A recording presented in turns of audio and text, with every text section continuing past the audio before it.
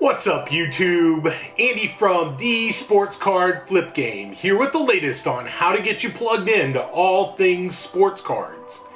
In today's video, we are going to be talking about the benefits and the risks of buying not graded cards, but in fact, raw cards. We're going to talk about what this actually means to get these slabbed or encased. We're going to talk about why this is important, but we're also going to talk about why buying raw cards can be beneficial from a financial perspective. We're also going to talk about some of the risks that you need to look out for when buying raw cards. We're going to talk about how to spot some of the challenges and pitfalls along the way so that you can make a smart investment. So without further ado, let's get into the video.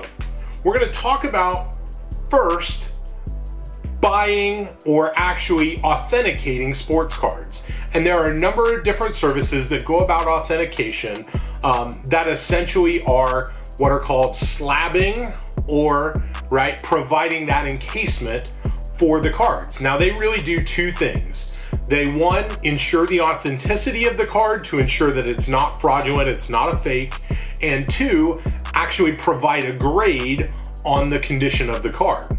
And so there are a couple of big companies that we're going to talk through when really getting into this. The first one is Beckett. So everybody probably remembers the Beckett price guides from when you were younger. Same service today. Dr. James Beckett is a founder, is a well-known cornerstone within the sports card hobby. What they've done, this is a Magic Johnson autograph card that actually give you a name and a call out of what the actual card set is and the number. And then what Beckett does is actually provides 4 different what are called subgrades. And they are centers, edges, corners, and surface. And they provide a grade from 1 to 10 in half increments. And what that allows you to do is from those subgrades actually provides an overall grade. So this is what is called a 9 mint. And that's made up from those subgrades. And that's taking over the whole entire aesthetic of the card. Because this is an autograph, so Magic Johnson's autographed this himself, it also on the back has a 10 autograph grade, meaning it's an authentic signed on the card. There's no smudges, there are no paper feed, it's not gone off the edge of the card or anything like that. So it's perfect. But overall, that's how Beckett works. And there are some older versions of the cards where you can pay, you actually have to pay a little bit more to get these subgrades, but it's well worth it. So that's really what Beckett looks to do with authentication. The other big one in the game is PSA, or Professional Sports Authenticators, I think is what it's called. This is a Dirk Nowitzki rookie card, so it again provides the set up top. This actually has a serial number. It then provides a grade, and this one is near mint to mint. This is an 8, so it's 1 to 10. These are only in full grades, however, so it's important to denote a difference there. And really what you're looking for with PSA is a 10, which is a gem mint, or a 9, which is a mint.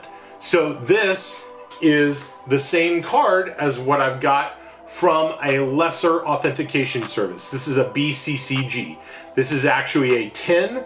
However, the condition on this card is better. You can see it's the same card. The value, however, actually favors the PSA card. Collectors prefer this card. It commands a premium within the market. And there's actually a 4th or 5th or 6th alternative. The other one, I don't have any of these cards. It's a little bit, kind of newer, coming up on the scene into the market. That's called SCG, and they authenticate as well. Now, when you're going to look to purchase sports cards, if you go to some place like StockX, they only deal in authenticated graded cards. Meaning they look at the authenticity of the card and they say, we're not gonna actually sell something that we can't verify that's 100% authentic. Whereas if you go look on eBay, if you look on Facebook Marketplace, Instagram, Mercari, Amazon, all the different other places, you can buy raw cards. And raw simply means it's not graded, right?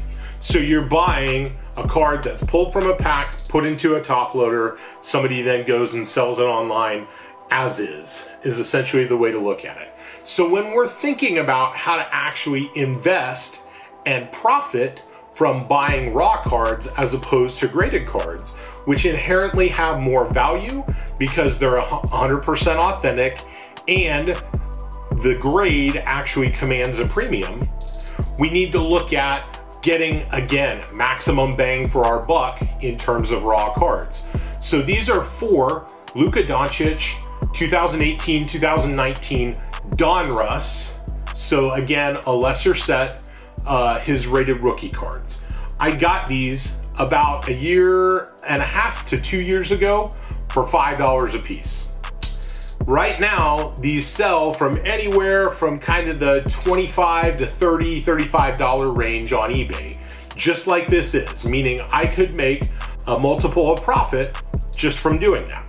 So when you're buying quantity, now this is a small quantity, just 4, but we'll kind of see how this multiplies. You need to kind of have a couple different things in mind. Obviously, if you're intending to grade these, then the condition needs to be of a serviceable grade, right? Really meaning a 9 or a 10.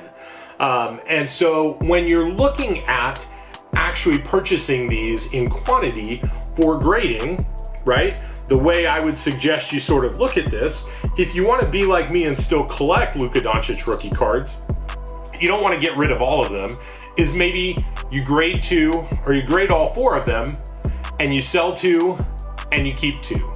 This goes down as profit.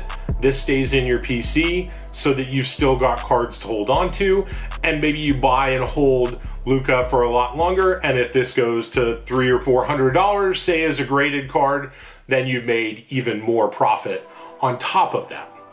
But that's one way to do that, to kind of sell some of your quantity and keep the rest for profit. The other way to do that, now this is Luka's Hoops rookie card, is look for lots that also have inserts in them. So these are inserts from other sets that are generally lesser caliber than his true rookie cards, right? So these are his NBA Hoops. These are from Panini Contenders and Contenders as well. So these kind of came along in a lot that I was able to purchase, and a lot of times I was able to get these 4 cards for, say, $20. Well, maybe I sell these 2 in that $20 price range, and now this is the profit, right? So if I'm grading these, still grading them all, but hanging on to these or diversifying so that you can maximize your overall investment. And a lot of times I look for lots that have a number of different configurations. Maybe it'd be 1 Hoops card and a couple different inserts. This is actually from Prism. This isn't his base rookie card. This is an insert card, and we've seen that Rookie of the Year card as well.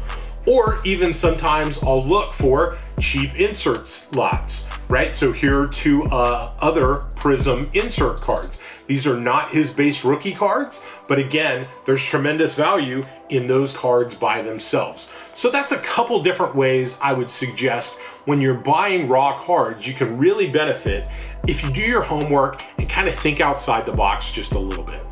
Now, how do you actually go and find some of those items on eBay?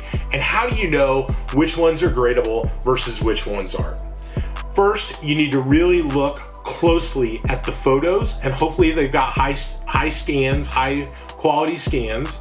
And secondly, you need to look at the descriptions, right? A lot of times sellers may actually disclose if there's a ding in the card, if there's surface damage, things like that. And again, those go into the overall grades. So then I would suggest you look for cards that are pretty easily printed, right? There's not much to them.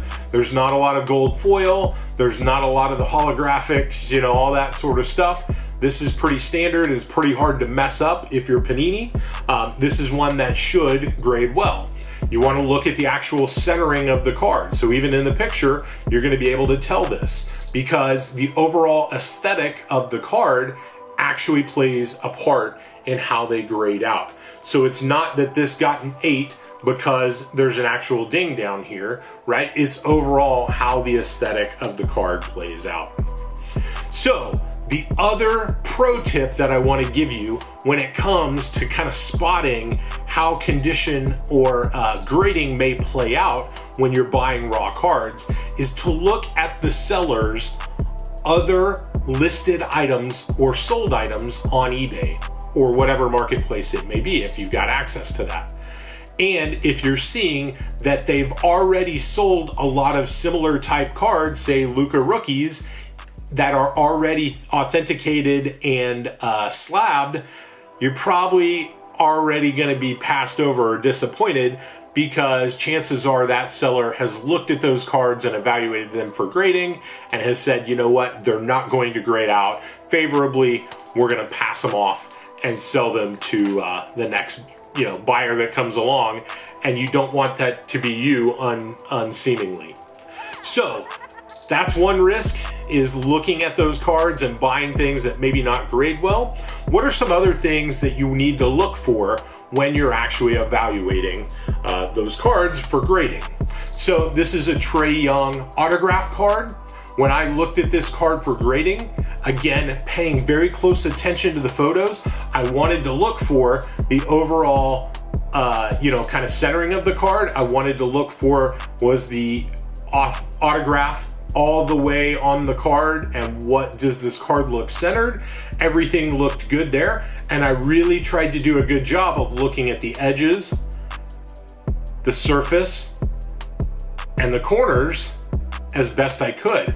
But I noticed when I got the card that there's a slight ding right here on this corner, and it's very imperceptible until you get it up close and personal, meaning this may not grade quite the way I wanted to, which is unfortunate, but sometimes you gotta, buyer beware. You've got to look out for those.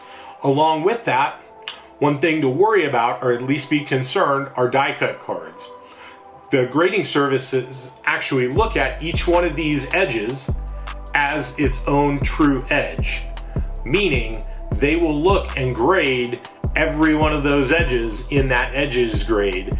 And so I got pretty lucky here that I think this is actually worthy of grading, and I actually bought this raw. This is a Trae Young die cut rookie card. This is actually numbered to 249. I may submit this for grading and see what I get. Now, maybe I'm not doing this solely because I want this to grade out super high. The other inherent value of getting it graded is you ensure its authenticity, and you're also protecting it against damage, right? If we all had the ability to protect those Michael Jordan rookie cards or those Mickey Mantle cards that our parents or grandparents owned from the 1960s, right? And we were able to encapsulate them and keep them safe, that's well worth it, right? So the other thing you need to keep in mind is understanding which grading companies ultimately you want to submit to, right? So sometimes there are inherent values of going Beckett versus PSA, depending on how the card actually kind of looks in value, and kind of where you think that may actually grade out better. There are circumstances where folks will crack the cases on these and submit them to the other service because they feel like the grading got unfairly submitted. So there's lots to kind of keep in mind in terms of gaming the system, which ultimately is why I like buying raw cards. So that's gonna do it for today's video. If you did like the content, go ahead and leave us a like. Would love to hear that you're finding the videos helpful. And if you haven't already yet subscribed to the channel, go ahead and hit that subscribe button and turn on the bell notification as well, so you can be notified of when I've got new content coming out. I'm trying to post twice a week to give you all the latest on everything in the sports card market. Today is a great time to be investing in sports cards and learning about the hobby. So, until next time, keep your flip game strong.